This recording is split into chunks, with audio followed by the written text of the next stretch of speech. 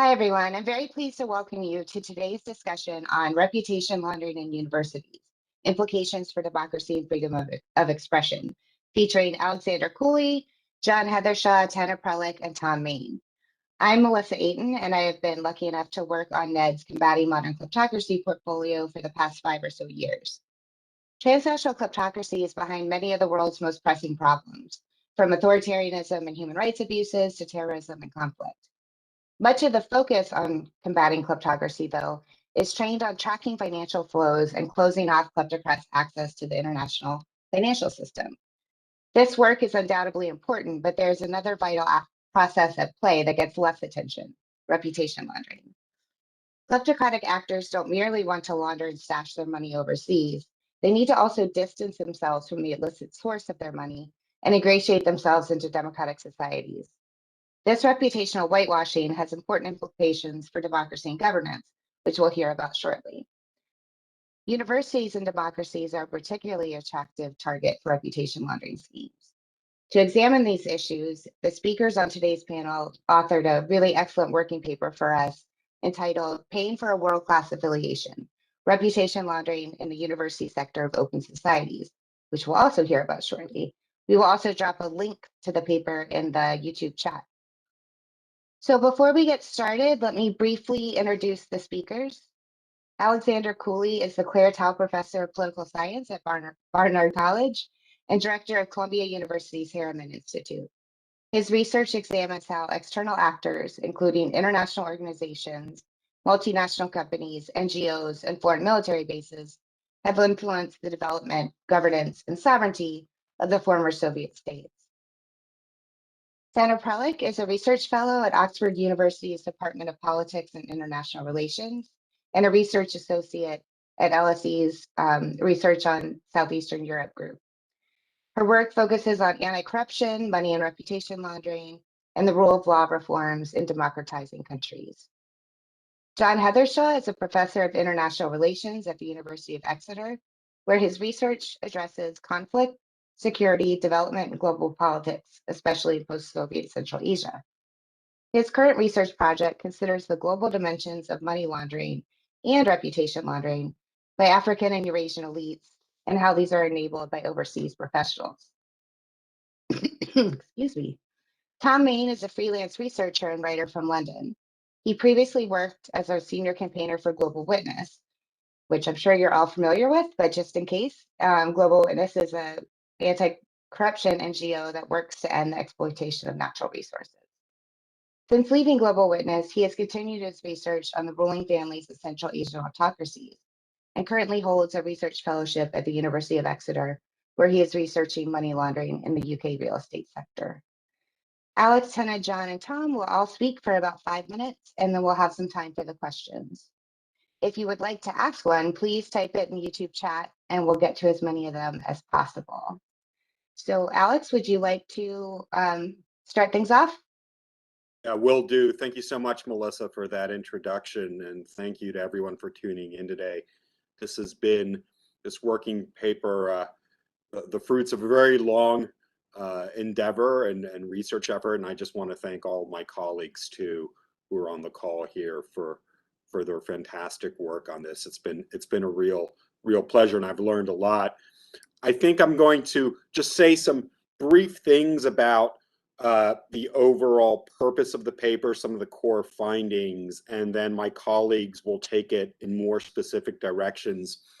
As Melissa mentioned, this project stands at the intersection of two existing literatures, right? One is, as she mentioned, this growing literature on transnational kleptocracy, its mechanisms and enablers, and this is something that this group here is also engaged in terms of the DIFIC Global Integrity Project on Western enablers of Eurasian and African kleptocracy, and specifically on the reputation laundering side. How do politically exposed persons, elites, recast their reputations from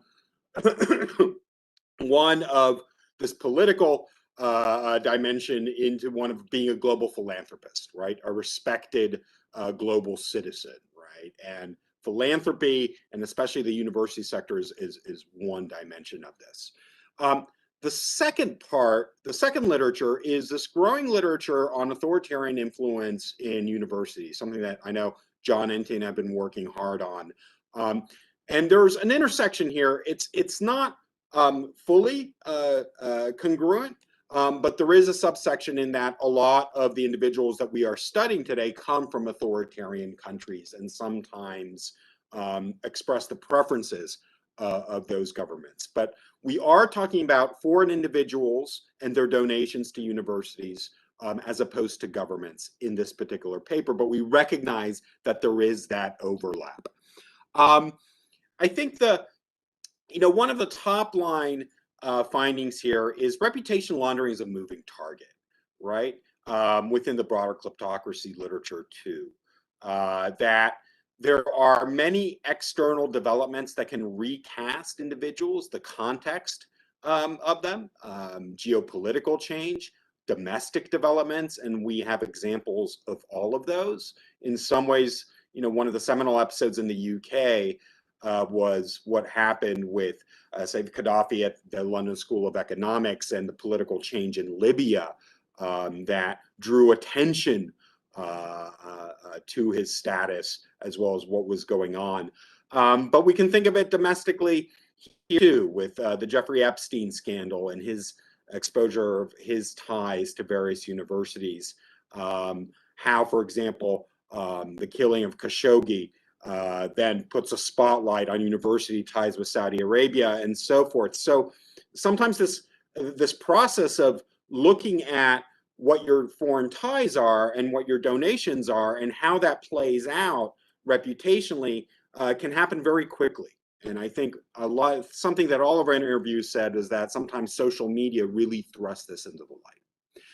So we identify three mechanisms in the report through which individuals seek to recast themselves. One is endowing university programs and institutes as private citizens to garner legal standing and support in the country of operation, or to influence the academic sphere of certain institutions, right? Two, serving or being invited as guest speakers at high-profile events, either by centers and programs at universities or by student groups themselves. This allows them to garner positive publicity, again, present themselves as sought-after global thinkers, as opposed to politically exposed, compromised persons. And then third, gaining preferential admission to academic institutions for themselves, their families, and associates, right? Which confers prestige to the donor, creates new networks for association, employment, and family networking and residence. And again, we had a glimpse of this in the US recent sort of varsity blues scandal, especially when it came out that there are entire classes of brokers who put together packages for admissions for family members of connected donors. So in our previous research also had identified another couple of mechanisms. They included board memberships, as well as donations for naming rights, but those three are the ones that we look at in the report. Why does this matter? There are a number of sort of issues here that play out. One is the question of academic freedom, right? And whether donors exert any undue influence, direct or indirect. A bigger problem, we believe, is self-censorship, that academics or researchers operating in an environment that has been endowed by a particular patron might tend to steer away from researching certain topics and focus on others. But I think some more unexpected reasons, and Tom is going to get into one particular example, is the use of university association in actions in court cases and other dealings that might contravene the principle and ethics of the university itself, right? And that's where some of these connections, I think, have to be made.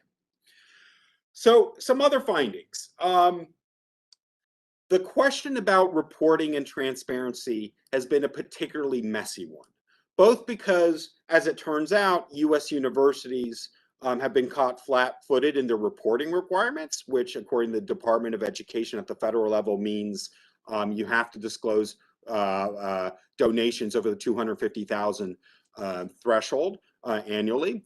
But there are a couple of practical problems that have come up that we see. One is that universities have to coordinate information among sort of three general sources of income: individual donors, sponsored research, and patents and export licenses, and see if it reaches that threshold for reporting. Given the fragmented nature of universities, that function has to be coordinated usually by the general counsel's office, and it's not always done so. There have been reports, you'll see in the popular press, of real reporting gaps as to sort of foreign donations. There are also state requirements, and those vary state by state. A second finding that we have is that it is often very difficult to discern what is foreign money versus domestic money. And that is because domestic charities and philanthropic vehicles are often used as pass-throughs. So we know of really large donations that appear to be domestic, that are actually based on sort of foreign sources of income coming in. And then we know the opposite, that some foreign sources, such as the Qatari Foundation, have domestic vehicles that they use to make university donations. The problem with this from a research standpoint is that the domestic sources do not get counted in the Department of Education data on what foreign education is.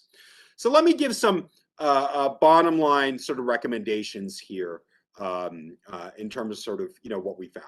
I think the report opens up more questions than gives definitive answers. I think we sort of see that vetting is difficult for all sorts of reasons, including the nature and structure of development departments themselves, as well as centralized versus decentralized problems of the university. There are language issues involved in terms of sort of finding sources to conduct due diligence on particular people.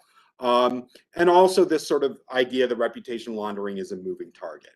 But we do have the following recommendations. One is universities should conduct diligence on prospects before beginning negotiations with them about the terms of particular gifts. Universities conduct baseline diligence to ensure that people are not on sanctions lists. That's a good thing, but that's compliance with the law. I think the reputational aspect of this is a lot more murky. It's a lot more fuzzy. We see practices that vary across universities. Some have foreign gifts committees, some don't. Some take this up at the provostial level, and then all have different thresholds for what they consider to be major gifts. It could be $10 million, it could be $100,000. A second recommendation that we have is that we believe all universities should provide a comprehensive and searchable public list of all donations, foreign and domestics, over a specified threshold. We're suggesting that's 10,000 pounds or $15,000. One point we want to make: privacy and anonymity can no longer and should no longer be used as a shield for not disclosing donations, right? This is an argument that in other areas of reputation laundering and transnational sort of accountability has been disputed, that you can't just hide behind anonymity in terms of not disclosing where your sources of income come through. And we believe this should be a best practice. We also believe that higher education institutions should make gift acceptance policy widely available. It should be prominently featured on a website, as well as accompanying ethical guidelines and core principles by which donations are accepted.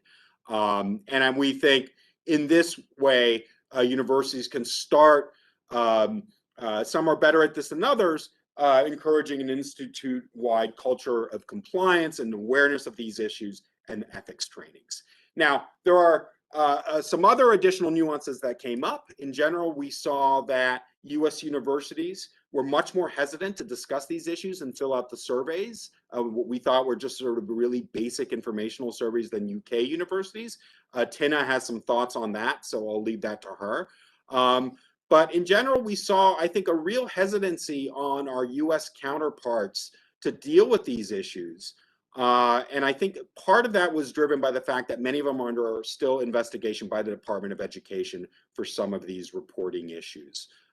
So we'll leave it at that. Just want to say again, thank you for tuning in. Looking forward to your comments, and we hope that this is opening up a conversation and research that can be taken in other directions. We certainly don't mean this to be any kind of definitive word on the topic. And I'll hand things over to Tena, who did such fantastic research on the different university policies out there and has some really great data. Thank you, John, and thank you, thank you, Alex, thank you, John, and thank you, Tom, my co-authors, and thank you so much to Melissa and to Ned for investing time and energy and money into this niche but important topic, and in trying to make it become less niche, hopefully. As Alex said, this is only the start of a large conversation. So I'll start by providing an overview of the UK context and to explain why we really believe that this topic should be less niche, should be more mainstream and more discussed going forward. So in the UK, there has been an estimated near tripling of philanthropic donations to UK and Irish universities over the past decade. And it has reached about 1.3 billion per annum. Now, this sort of pales in comparison with what the US situation is, where we have 4 billion per annum private donations on an annual basis. But it is really a staggering increase. And this is in a context in which we also have at the same time no systematic data on the country of origin of donations.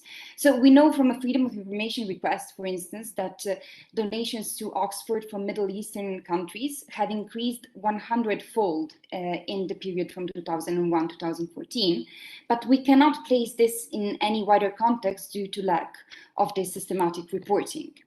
Now, clearly, these few pieces of data sketch a situation in which the marketization of universities is pushing higher education institutions to accept more private donations, and this is clearly making them possibly vulnerable to great capital. So it is very apparent that this is an issue that is worthy of attention. And in a UK context, this growth in private donations has actually occurred in spite of what has been termed as a sea change in the way in which this issue is conceived and addressed in the UK. And here I'm referring to an instance that Alex already mentioned, which is the LSE Gaddafi scandal that occurred about 10 years ago. And this issue served as quite a big catalyst for change, at least in rhetoric and at least in the way that the higher education institutions conceive the acceptance of gifts to universities. So after the LSE Gaddafi scandal broke, there has been an inquiry termed the Wolf Report, the Wolf Inquiry, whose title is An Inquiry into the LSE's Links with Libya and Lessons to be Learned. Therefore, this survey of gift managers that we conducted for this report has actually gives some interesting insights into whether these lessons were actually learned. In the UK, we approached all 24 Russell Group universities, of which we had quite a good response, actually, with 17 universities responding, and most of them also being happy to have a conversation with us, to be interviewed. The response rate in the US was embarrassingly lower, I have to say, with only 2 senior managers of universities accepting to speak to us. Which shows that if there is any lesson that the UK has learned, it is indeed at least this one lesson of being able to address this topic, to speak about the rules and requirements that were put in place in the meantime. And indeed, we do highlight some instances that in which progress was made. However, this is within a general context in which there is still a lot of work to be done. And I would highlight in that sense 3 main issues. The first one is that this whole exercise does quite seem to be one of box ticking by and large, by implementing only select requirements of this Wolf inquiry. And most of all, so we highlight that only 7 out of the 17 Russell Group universities that responded to our survey have both independent gift committees put in place, so an independent body that has the final word on whether a donation will be accepted or not. And they publish the guidance to assess donations on their website, so available to everybody. So the fact that although all of them say that they follow the Wolf report and that they have a system put in place, but at the same time they do not comply with these two quite important requirements, really shows a situation in which there is more work to be done in terms of fine-tuning this gift assessment procedure. The second big issue is that what we found by speaking to gift managers is that the reputation of the university itself, so safeguarding the reputation of the institution, is front and center in the way by which the gift assessment procedure is done. And this can be in many ways quite short-sighted, because if you assess in this very moment whether your acceptance of a gift will have a bad influence on the name of your institution, so the quote we had from one of our interviewees is, "We would never want to be dragged through the papers like the LSE has done." So if this is your the main way by which the risk is judged, you risk really finding something that lies just beneath the surface. So really here, one of our recommendations, as Alex has also mentioned, is that due diligence needs to be front and centered and needs to be done in depth. But above all, the third and most worrying aspect is this lack of transparency and of systematic reporting. In the US, as was mentioned, there is at least this legal requirement to report data on donations over $250,000, but we also found that the responsibility to do this was routinely neglected. This legal requirement is wholly absent in the UK. And we had even a situation in which one of our interviewees admitted that this is both a disadvantage, because of course this does create disadvantages also for gift managers. We shouldn't think of them as the enemy. They are sometimes also confused about the way that these requirements work. But they said at the same time it can be advantage, because in the case of adverse publicity, we can say that we honestly didn't know. So really the bottom line of our findings, I think, is that this increasing reliance on donations from the super wealthy raises serious questions of transparency and accountability for universities.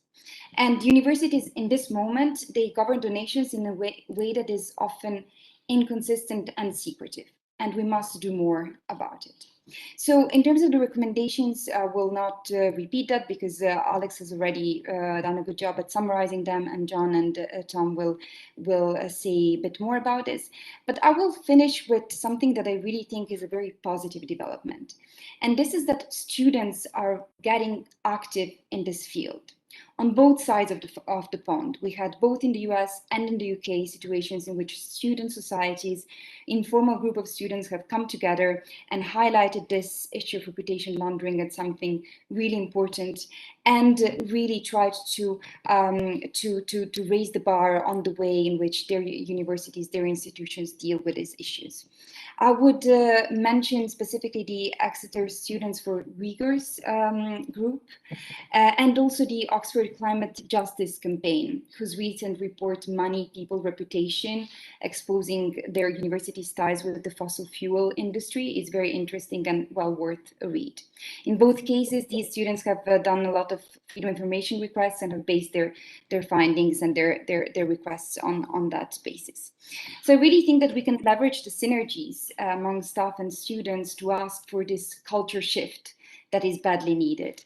And I will now hand over to John, who will say more about this need for a more bottom-up approach to make a real change in this field.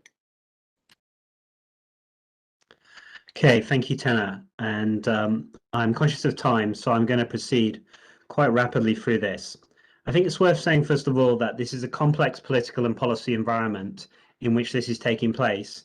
So when we think about what's at stake here and what can be done to address it, we need to be aware that there are other interest groups at stake, some of them, well, all of them actually, perfectly legitimate. We've emphasized academic freedom in the context of internationalization, which isn't just about the reputation laundering effect, but it can be also about things like the state of academic freedom on overseas campuses, the risk to field workers overseas and to foreign partners in countries where research is being done for a sort of major UK or US university. But on the international front, there's also a set of national security concerns, particularly in the sciences around intellectual property. And on the domestic front, we have a freedom of speech debate, which is very hot, about who gets the right to speak, cancel culture, culture wars, and all that. And then alongside that, particularly in the UK, driven by the University and College Union here, a casualisation agenda about whether academics are losing their freedom, their academic freedom, because they're losing their freedom or their conditions of employment, really. So when we think about is academic freedom being affected, we got to recognise that some of these issues intersect. And then when we ask questions of people, when we conduct focus groups or surveys, we're often getting a mix of these different issues come up. We have done further research on this, and I think this is the question that Ilya has put in the chat as well. If you are making a reputation laundering move, what do you get out of that? So in a moment, Tom's going to give a specific example of something where there's an attempt to get something. What I'm doing here is zooming out and saying, very often we can't really see a chain of amount of money being given and then a set of outcomes from that in terms of an effect on an institution. But what we can see is heightened concern about academic freedom. Relatively significant minorities of academics reporting self-censorship. And I think that correlation is quite interesting, and that's where there's a need for further research. So on this question of authoritarian influencing, we conducted a survey of UK social sciences. We had just over 1,500 responses. And I'm just going to give you some headline findings. This is as yet unpublished research. We have a journal article under review with the International Journal of Human Rights. And I should say this is research that was conducted with Tena, but also our co-authors, Saipira Furstenberg and Katarina Thompson. So we asked about whether academic freedom was under threat at UK universities. We had 67% say yes, and just 18% say no. We asked whether there were any guidelines or procedures in your department regarding academic freedom. 15% said yes, 20% said no, but I think most tellingly of all, 65% said they didn't know. And really, in most institutions, there would be something in place here. So it's really, really remarkable that so few people knew about these, and suggests something, I think, about the state of the modern university. We also looked at internationalization specifically, because as I said, it's very hard to say when people talk about academic freedom, what are they really speaking about? Are they speaking more about freedom of speech, freedom of expression issues, or some of those conditions of employment and other things? So we tried to tease that out with some specific questions on internationalization. Just on a normative side, we had 75% saying that UK universities should not accept funding from foreign entities or governments who do not respect human rights. Perhaps more encouragingly, we had 59% say they do not feel pressured to collaborate with non-democratic partners, but 10% saying they did is, I think, a significant minority in this context. We asked a specific question about Hong Kong, and we found 28% of academics saying they would have serious concerns conducting joint research with academics based in Hong Kong. And this survey took place in October 2020, just after the new national security law had come into force. And I think another way of being able to recognize that internationalization is at work here was the fact that when we asked questions, when we broke it down by discipline, and when we broke it down by regions of study, we found that those who were politics and international relations as a discipline, or focused on a region of study overseas with authoritarian states, these persons reported significantly higher responses on some of these questions regarding risk to academic freedom. So while 42% overall said they felt the freedom to select teaching content was under threat, 56% of politics and international relations academics said that, while 39% said they felt freedom to conduct research without interference was under threat, 50% of politics and international relations academics said so. On self-censorship, when we asked whether you've ever self-censored when teaching students from autocratic states in UK classrooms, we had 20% overall saying yes, but that was 39% who work and specialize on African states, and 41% for those who specialize on China. A similar situation when we asked about whether you self-censored when you report fieldwork findings. 14% overall said yes, but that was 26% of those focusing on African states and 22% of those focusing on China. And finally, and I'll conclude now, what is to be done? So Tena and I are part of the Academic Freedom and Internationalization Working Group in the UK, and we've advocated a draft model code of conduct to achieve a set of common standards and have a degree of transparency and accountability. And around this issue of reputation laundering and funding, it's very much focused on this question of publishing data and publishing in MOUs and bringing students and academics into the conversation earlier about gifts, actually, to have a public debate on campus. In our survey, we asked whether a code of conduct such as that would be something that should be adopted, and we found nearly 61% said yes, and just 2.5% said no. Quite a large number didn't know, and I think that does tell us something about the early stages we are in the research and the conversation on this topic. I will stop there. I think I might have gone over my time. Apologies. Thanks, John. I'm just going to say a few words about the specific example of Dimitri Firtash's £6 million donation to Cambridge University, which is a fascinating example just because of who Firtash is. If you don't know him, he's a Ukrainian oligarch who is, I would say, triply dubious. He was the architect of these very opaque gas trading schemes that took what being state business and put it into private hands, with allegations that money was being siphoned to Russian and Ukrainian officials. He had ties early on in his career with alleged organized criminals. Thirdly, and this happened after his donation to Cambridge, he was wanted on bribery charges in the United States. So very much a controversial figure. Now, at the time, the academics at Cambridge involved in this program said he had no influence over what was being taught using his money. But of course, as Alex and John and Tena have said, it's not really about that. It's about Firtash laundering his reputation.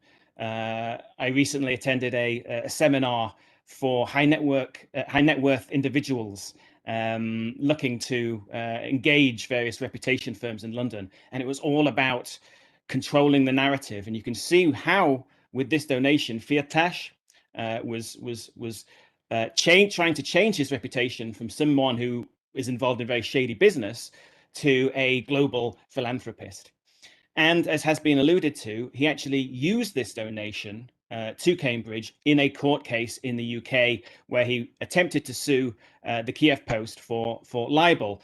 Now, with our crazy libel laws we have in the UK, anybody can sue anybody if you show you have a reputation to defend. And what Firtash was doing was pointing to a few business links he had in the UK, but primarily to this donation to Cambridge as a proof that he was somebody of good standing in the UK with a reputation to defend. Now, in this particular example, the case was thrown out, not least because the Kiev Post is obviously based in Ukraine and not in the UK. And at the time, Firtash didn't live in the UK. But you can see, with different circumstances, perhaps a UK publication, a different judge, how the result may have been very different. And it is interesting to note that Firtash, a year later, bought a house in the UK, as if to say, look, I really have a reputation now in the UK because I live here. So that could easily go in the other direction, with such donations being used as evidence in libel cases. I don't think I'm going to say much more, but I think, just as Alex, I think, alluded to, I think there's no evidence in this specific case that it led to any curtailment of academic freedom. But you could certainly imagine a case where maybe a political enemy of oligarch X is invited to speak at a university by a different faculty, and oligarch X puts in a phone call and says, this is jeopardizing, my future funding of a particular program. Now, hopefully any academic worth their salt would say, well, that's not how it works, and go ahead and perhaps alienate that particular funder. But you can start to see, and then I think this element of self-censorship is very relevant. You know, how if you have too many of the Firtash's funding programs, you can start to see how that would influence decision making. How can you, in good faith, run a course or hold a seminar about Russian kleptocracy if all of the money is coming from Russia? The optics just wouldn't look good. So that's all from me. I look forward to your questions. Great, thanks to all of you. You know, I really like that we ended on Tom's remarks because his remarks showed how, you know, this topic isn't just academic, to make a silly pun. You know, it really does impact, or it has the potential to really impact the, you know, brave civil society activists and journalists around the world working to expose these issues. And we have a great question in the chat that I was hoping we could start with. Dmitry Dubrovsky asked, how is it possible to account for recommendations from local civil society organizations during the due diligence process? Yeah, I'll take a stab at that. And thank you, Dima, for being on this call and for the great question.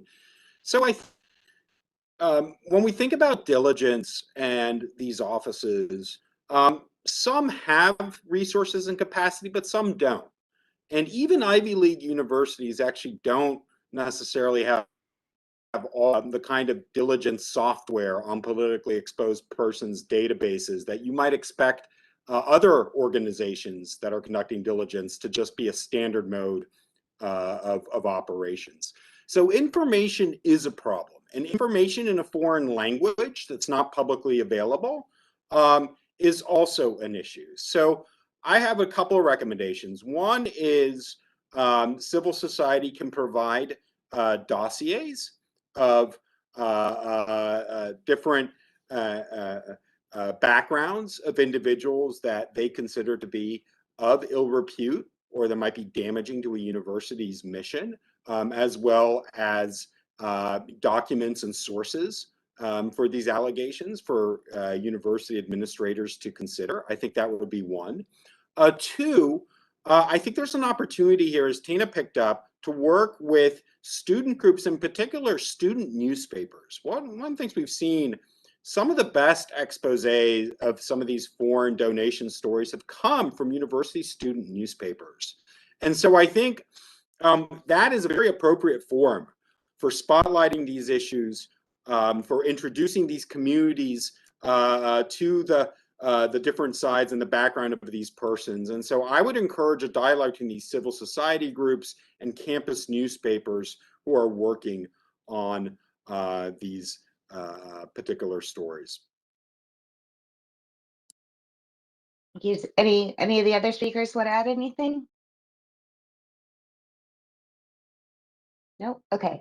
So, you know, one question I wanted to ask is, you know, the US and UK, the university sector is, you know, has some of the most resources of anywhere in the world. Places in other democracies that maybe aren't quite as consolidated or, you know, are still kind of along the journey to becoming fully democratic, have a lot more, there's a lot more risk there. So I just wanted to know if you guys could say anything about, you know, what the experience in the US and the UK might portend for the rest of the world.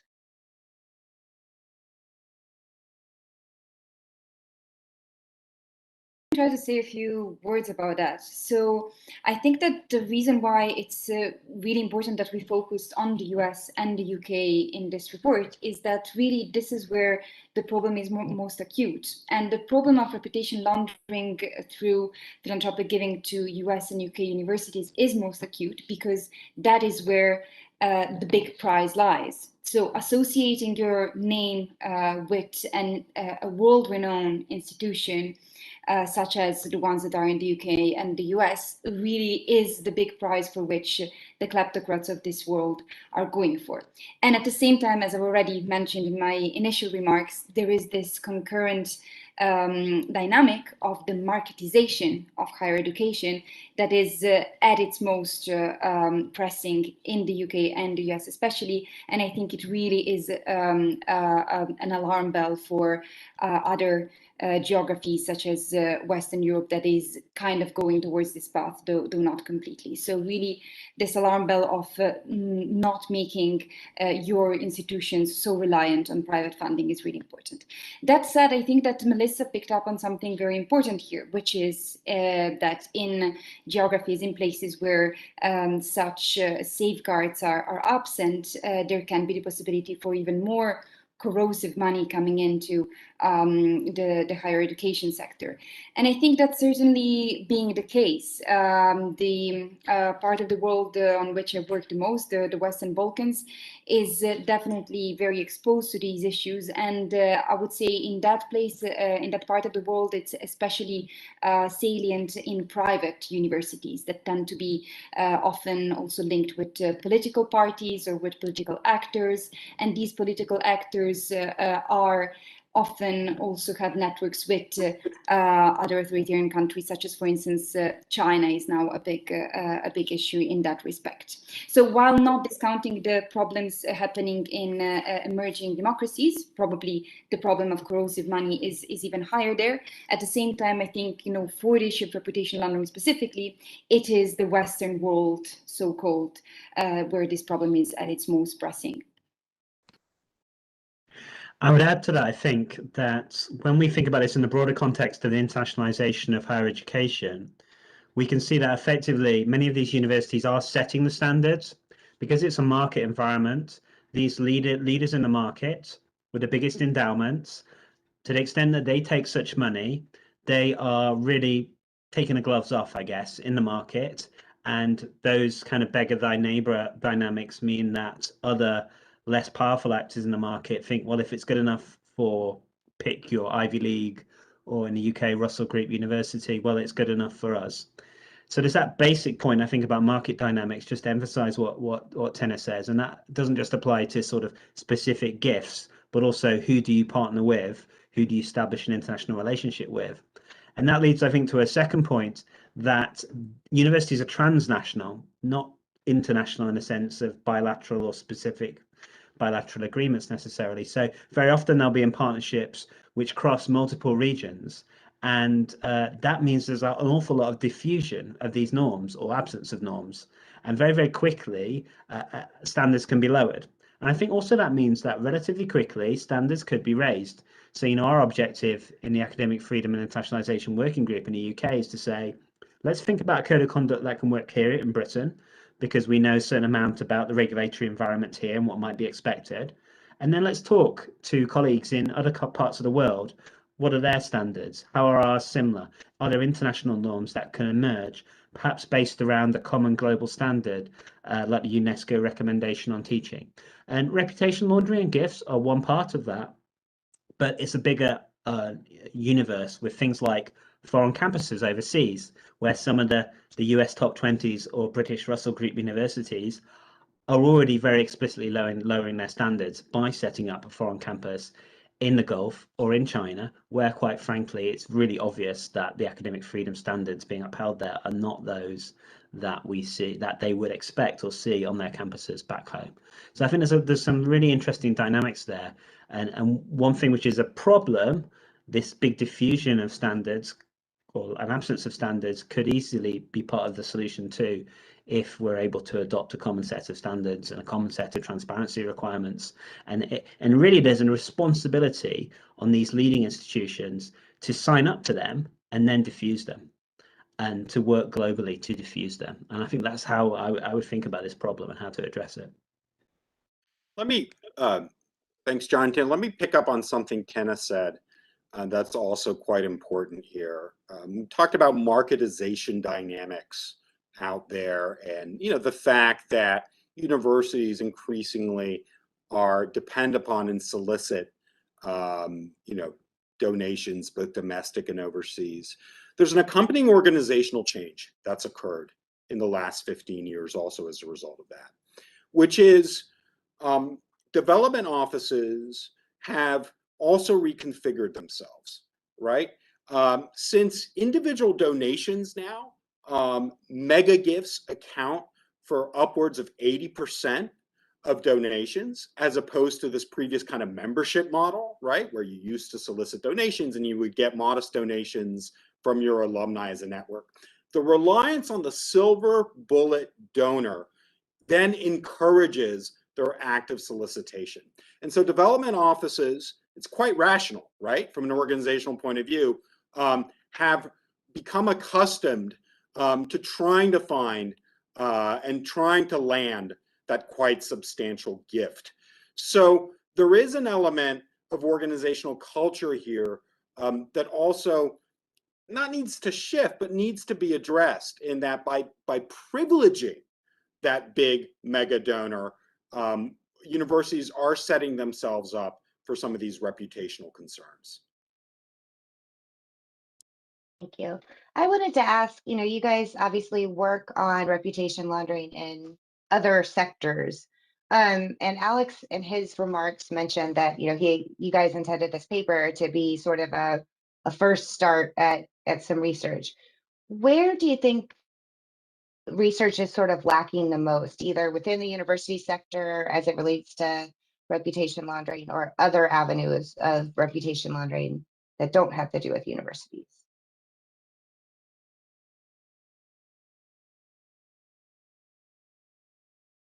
I'd be happy to say something on that. I think, first of all, this is an environment which is fairly impossible to have a clear causal chain in most circumstances, where you can say money given, outcomes X, Y, and Z, and here are the steps along the way. This is a highly secret process. That's often justified in terms of data protection and privacy issues. I think a lot of that is misplaced, given that these are public institutions. Whether or not they act like private corporate actors, they're nevertheless public institutions that have a stake in their societies. And so a greater degree of transparency is required. We shouldn't need to have to do dozens and dozens of freedom of information requests to get at elements of where's the funding going.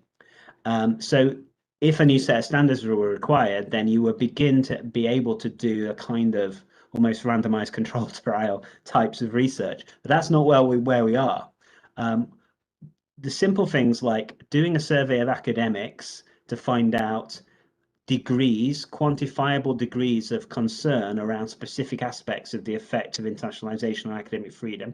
We've begun to do that. I think if we filled our survey now instead of last year, then we might ask some slightly different questions.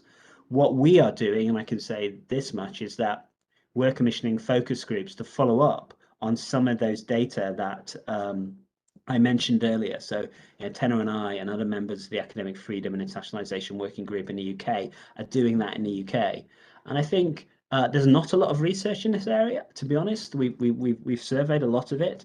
There is some great stuff going on out there. I'd like to see a lot more. As Alex said, this is an opening salvo of a set of questions that arise. And there really is a number of areas for follow-up research. But it's easier to ask the kind of the consumer at the end, really, that person who's a recipient, because it's very hard to get access to gift managers. We found that. Tena might want to say more on that. And it's very hard certainly to access donors and potential donors. So there's some real obstacles to research here. And I think you have to be at kind of the output end. What's happening here? What's the perception of the academic and student community? Or you have to be more like an investigative journalist doing a freedom of information request and reading these kinds of, very detailed reports that sometimes, very rarely, will come out on specific issues of gifts.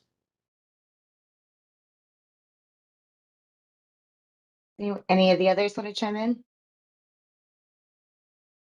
Yeah, so thank you, John, for that. That's so really true. I think I would like to thank all the gift managers who gave their time to reply to us, because I mean, one, it shows that they were willing to engage with a research effort as objective as possible on this issue. So one, really they contributed to something that wasn't available before then.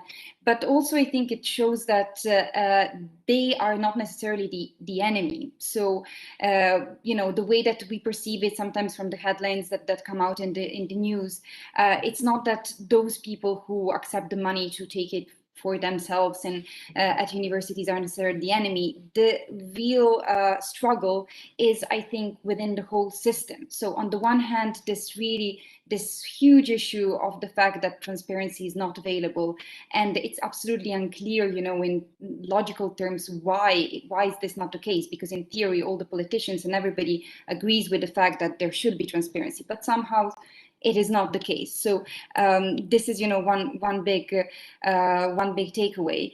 And then, I mean, I think that that generally there are a number of avenues by which we can follow up on this work, as John already mentioned. And I think that another question that came up in the chat that I saw that is about the royals, for instance. So there are different avenues by which you can legitimize your reputation, and definitely, you know, your association with somebody who's part of the elite, who's part of the royal elite, what better than that? And this is something that we are weaving into a report for Chatham House. So you will see, you know, more on those several angles of reputation laundering there as well. But something that really interests me a lot in terms of the research agenda is how this culture is possible in the first place.